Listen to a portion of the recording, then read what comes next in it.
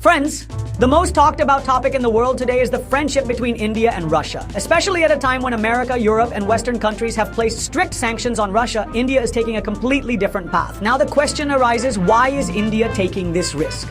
The real reason is India's national interest policy. When America and Europe stopped buying Russian oil, Russia started offering crude oil to India at very low prices. And this wasn't just on a small scale, but on a large scale. Statistics show that in 2021, India was buying only 1% of its crude oil from Russia. But today, in 2025, this figure has reached 40%. This means that India is now Russia's biggest oil customer. But America doesn't like this at all, because America wanted India to distance itself from Russia, just like Europe. But External Affairs Minister Jaishankar clearly stated, India will put its national interest first. We will provide affordable energy to our people whether anyone likes it or not. This statement was a big shock to many in Washington. America always spreads propaganda that India is buying too much oil from Russia, which is saving Russia's economy. But recently in Moscow, Jaishankar made a big revelation. He said that India does not buy as much oil from Russia as America shows. In reality, China and Europe are buying the most oil from Russia. This means America deliberately targets India while the real buyers are someone else. This statement completely shook America's narrative policy. Now let's talk about defense. The friendship between India and Russia is not just limited to oil. In the defense sector, Russia is India's biggest partner. S-400 air defense system, BrahMos missile project, nuclear submarine technology. All these have come to India from Russia. America has repeatedly threatened that India should not buy S-400 from Russia, otherwise sanctions would be imposed. But India clearly said, our security is our priority, not anyone's threat. This is the strong policy that has given India an independent identity at the global level today, and most importantly, Russia also trusts India. During the Ukraine war, when the whole world was isolating Russia, India neither abandoned Russia nor succumbed to American pressure. Instead, India maintained balanced relations with both. This is why Russia also considers India its most trusted partner today. Now the question is, how long will America's displeasure grow? Because if India-Russia friendship deepens, America's Indo-Pacific strategy might suffer a setback. Especially the policies of groups like Quad might weaken. So it's clear, by strengthening its friendship with Russia, India is sending a message to America that India is no longer a junior partner, but a power that makes decisions on its own terms. Today's biggest news, India has once again asserted its foreign policy dominance. The decision to buy cheap oil from Russia has caused a stir in America. But External Affairs Minister Jaishankar's sharp reactions have changed the global political mood. Let's now learn in detail how the statement, if you don't like it, don't buy it, and the threat of a 50% tariff are fueling a new debate.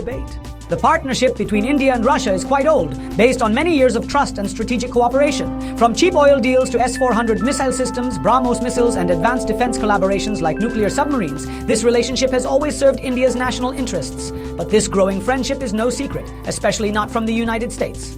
Washington, concerned about its strategic priorities and the balance of power in Asia, has shown displeasure over India's continued engagement with Russia. Despite being part of the Quad alliance and supporting the Indo-Pacific strategy, India has maintained a careful balancing act, following its own path guided by its national interests, nurturing ties with the West and nurturing ties with Russia. This approach strengthens India's global identity and demonstrates its commitment to strategic autonomy.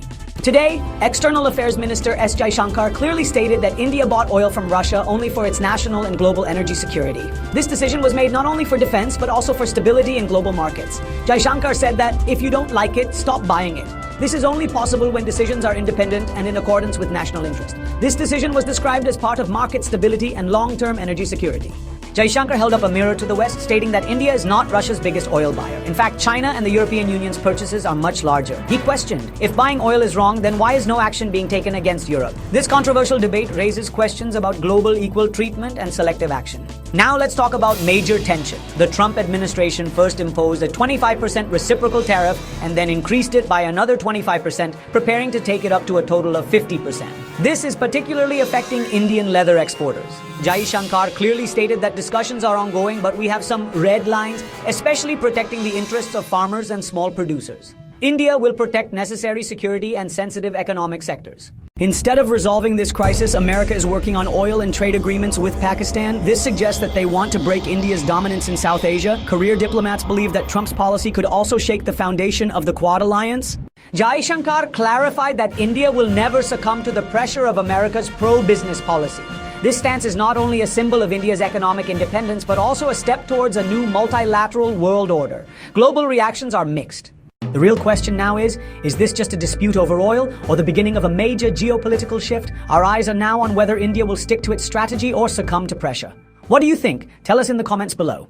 As the world watches, the energy chessboard is rearranging in real time. India's oil deals, Russia's shifting alliances, the West's economic countermeasures. These aren't just headlines, they're opening moves. Will we see new energy blocs emerge, or will old alliances adapt? With every trade agreement and diplomatic standoff, the rules of the game are changing. For consumers, fluctuating fuel prices and evolving energy options. For nations, it's a test of resilience, it's a test of strategy. One thing is certain, the story doesn't end here. Decisions made today will shape not only the future of energy, but also global influence. As viewers, we are watching history unfold. Stay tuned because the next move could come from anywhere.